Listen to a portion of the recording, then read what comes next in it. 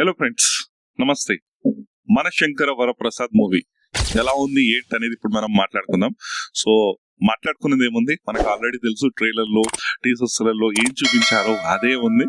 So main ఏంటంటే అనిల్ రాయపుడి ఏదైతే story గీరి ఏది ఉండదు, కేవలం ఆ కామెడీ, క్రింజ్ కామెడీతోనే నెట్టుకొస్తే సరిపోతుంది అని చెప్పి అనుకుంటాడు.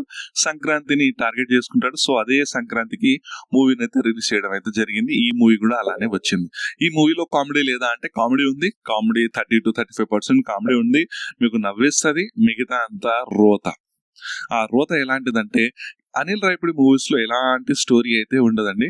కేవలం ఒక లైన్ ఉంటుంది. అది ఏంటంటే, భార్య నుంచి బాధితులు ఎలా భార్య బాధితులు పడి వాళ్ళ నుంచి ఎలా తట్టుకున్నారు అనేది మూవీ యొక్క కాన్సెప్ట్. సో ఇక్కడ ఏంటంటే, భార్య బాధితుల నుంచి దాంతో పాటు భార్యని ఎలా కాపాడారు, తన ఫ్యామిలీని ఎలా కాపాడుకున్నాడు అనేది మూవీ యొక్క కాన్సెప్ట్. ఈ మూవీలో చిరంజీవి గారు ఒక ఆఫీసర్ గా ఈ మూవీలో ఉండనున్నారు. నయనతార గారు ఒక బిజినెస్ ఉమెన్ గా ఈ మూవీలో ఉంటారు. సో వీళ్ళకి ఒక లవ్ స్టోరీ ఉంటుంది. స్టార్టింగ్ లో ఆ లవ్ స్టోరీ నుంచి వీళ్ళ ఫాదర్ ఒప్పుకోరు. ఆ తర్వాత అటెండ్ చేసి వీళ్ళు పెళ్లి చేసుకుంటారు. ఆ తర్వాత వీళ్ళకి పిల్లలు ఉంటారు. సడన్ గా వీళ్ళు విడిపోతారు. దాని తర్వాత వీళ్ళ ఫ్యామిలీకి ఒక ఆపద వస్తుంది. ఆ ఆపదని చిరంజీవి గారు వచ్చి ఎలా హ్యాండిల్ చేశారు ఏంటనేదే సినిమా యొక్క కథ. సో మిగతా కథ అంట మీరు థియేటర్ లో చూడండి. సో ఫస్ట్ హాఫ్ లో చిరంజీవి గారి యాక్టింగ్ కానివ్వండి, ఇంట్రో కానివ్వండి, డాన్సెస్ కానివ్వండి, కొన్ని కామెడీ సీన్స్ ఉంటాయి, ఆర్గానిక్ గా ఉన్నాయి, అవి బాగున్నాయి, నాకు నచ్చాయి. థియేటర్ లో కూడా చాలా మందికి నవ్వొచ్చేలా చేశాయి. సో అక్కడి మందం అయితే ఓకే. ఫస్ట్ హాఫ్ లో ఒక ఫైట్ కూడా ఉంటుంది, ఓటీపీ అని చెప్పి ఉంటుంది. ఆ ఫైట్ కూడా ఆ ఓటీపీ సీన్ కూడా కామెడీ సీన్స్ నాకు నచ్చాయి, చాలా బాగున్నాయి. ఫస్ట్ హాఫ్ ఒక మూవీని ఒక రేంజ్ నుంచి ఇంకో రేంజ్ తీసుకెళ్తున్నాయా అన్నట్లు కనిపించింది. ఆ తర్వాత ఇందులో బుల్లిరెడ్డి కూడా ఉంటారు, చిన్నపిల్లగాడు. అదే సంక్రాంతికి వస్తున్న మూవీలో ఉంటాడుగా. అతను కామెడీ అయితే పెద్దగా ఆకట్టుకోదు, పెద్దగా ఏమనిపించదు. సో సెకండ్ హాఫ్ వచ్చేసరికి సెకండ్ హాఫ్ లోనే మన వెంకీ మామ కూడా రావడం జరుగుతుంది. సో ఎలా అయితే మనకు జైలర్ మూవీలో ఒక సీన్ ఉంటుంది, శివన్న వెళ్ళి రజనీకాంత్ గారి ఫ్యామిలీని కాపాడడం జరుగుతుంది. సో ఇందులో కూడా వెంకటేష్ గారు వెళ్ళి కాపాడడం జరుగుతుంది.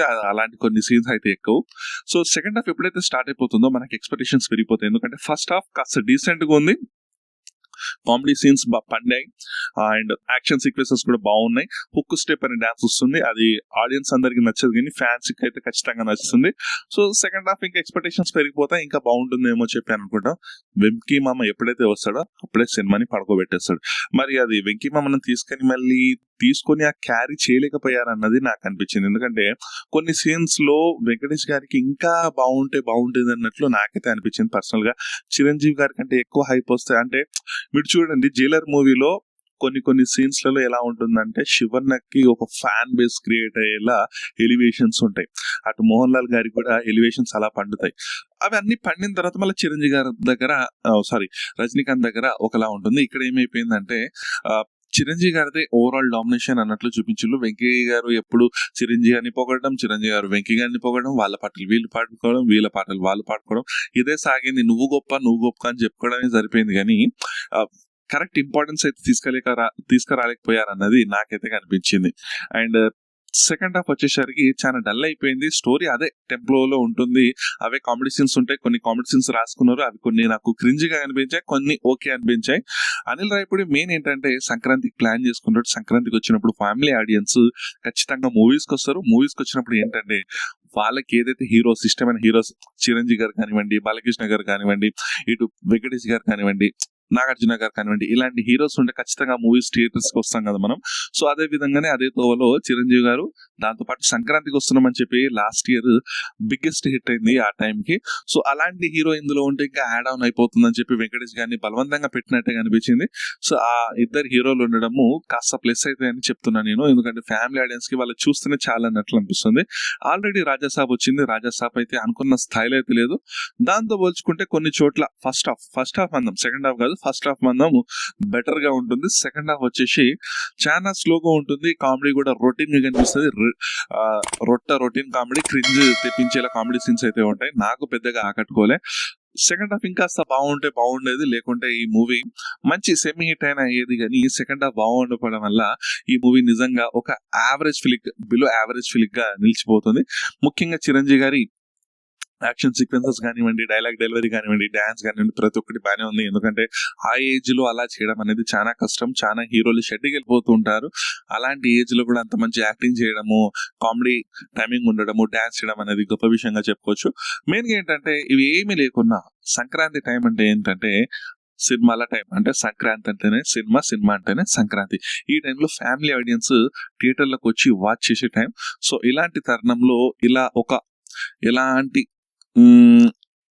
లేకుండా అంటే మూవీలో కేవలం soft comedy, family entertainment movie ఉండడం వల్ల ఫ్యామిలీ ఆడియన్స్ ని ఈజీగా పుల్ చేస్తుంది థియేటర్స్ కి.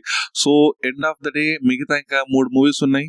అది ఒకటి భరతమాశ్రేణుల విజ్ఞప్తి, ఇంకోటి నారి నాడి నడుము ముడారి, ఇంకోటి వచ్చేసి అనగనగా ఒక రాజు. ఈ 3 మూవీస్లలో పెద్దగా లేకపోతే డెఫినెట్ గా ఈ మూవీ క్రౌడ్ పుల్లింగ్ అవుతుంది. ఎందుకంటే ఇక్కడ చిరంజీవి గారు ఉన్నారు, వెంకటేష్ గారు ఉన్నారు. సో డెఫినెట్ గా ఆ మూవీస్ యావరేజ్ గా ఉన్నట్లయితే ఈ మూవీకి చాలా ప్లేస్ అవుతుంది. ఇప్పుడైతే ఈ movie just average movie. First half బాగుంది, సూపర్ గా ఉంది. సెకండ్ హాఫ్ వచ్చేసి డిసప్పాయింట్ చేసింది. ఇంతే గైస్ ఈ వీడియోకి. ఇంకా బాగుంటే నిజంగా హిట్ అయ్యేది. బట్ సెకండ్ హాఫ్ బాగోపోవడం వల్ల ఈ మూవీకి మైనస్. అనిల్ రాయపూడి ఏం లేదు, జస్ట్ రొటీన్. తను బలం ఏంటిదో అదే నిరూపించుకున్నాడు. ఫ్యామిలీ ఆడియన్స్ వైపు ఒక కామెడీ ప్లస్ దాంతో పాటు క్రింజ్ కామెడీని పెట్టుకొని పండుగని నమ్ముకొని పండుగకి వచ్చాడు. సో మిగతా మూవీస్ పైన డిపెండ్ అయి ఉంది. ఈ మూవీ అయితే యావరేజ్ గా ఉంది.